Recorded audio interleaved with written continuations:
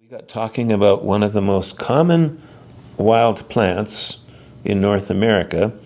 It's a very familiar little plant that grows everywhere called plantain. Oh, yeah. And we got talking about the different uses that were done in Europe. And I'd had Europeans tell me that they use it a lot as a poultice on infected wounds, for example.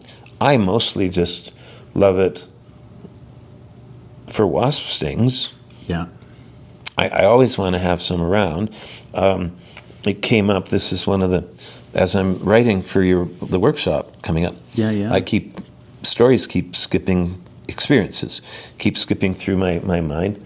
And one of them was I'd come back from running errands one morning, and little Susie next door was just screaming her face off. And I said, Barb, what's wrong with Susie? And, well, she got stung by a wasp. And I just, I always wanted in my yard. And I just went and got some plantain leaves and crushed them up and went over and held them on her sting. And she just, it takes about a minute, and she just stopped. Mm-hmm. And they were both amazed. Yeah. And she said, what was that? And I went and picked another plant. I pulled one up, roots and all, so I could show her the whole plant. One that was in flower, or at least the seed head was there. Yeah. And she said, oh, I had some of that in my yard. And I said, well, what happened to it? Roundup. Oh, no. Because it's considered a weed by most North Americans. And Roundup isn't my best friend. People spray even until we got on it with complaints.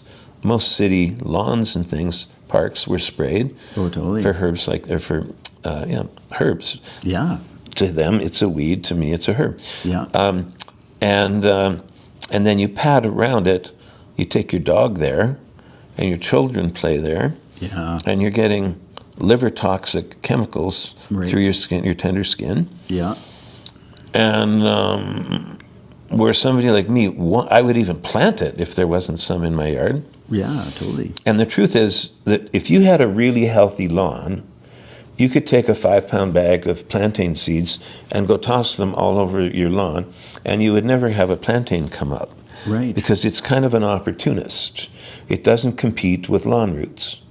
But if somebody on especially a wet day, maybe the guy who delivers your neighbor or your newspaper, a kid on a bike comes screaming through the yard and does a quick turn and creates a rut. Right. There'd be plantain there within 3 days. Yeah. So it's an opportunist, right? It's always at the edge of things, the edge of paths, the edge of little creeklets and things, right?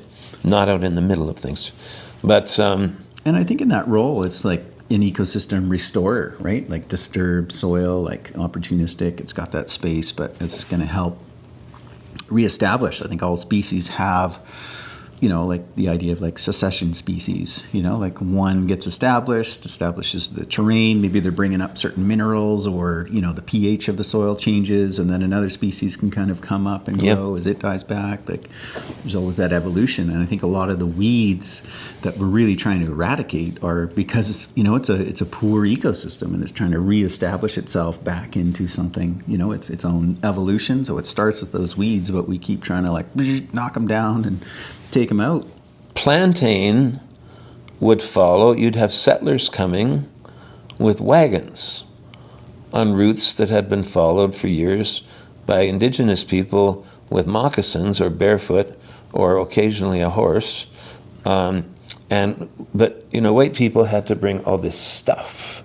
Yeah. We had to build a church with stained glass windows. Right. And we need screws and proper hinges and things like that. Yeah. And a piano. Wow, we need a big wagon for that. Yeah. So as the wagons created ruts on the trail, and waddling along behind the settlers would be livestock, especially sheep, right, where the seeds would be caught up in their fur, their hair, or whatever it's called, and drop into the ruts. Yeah. So there's about 19 different native names for different dialects with indigenous people from coast to coast that all translate to white man's footprints. Yeah.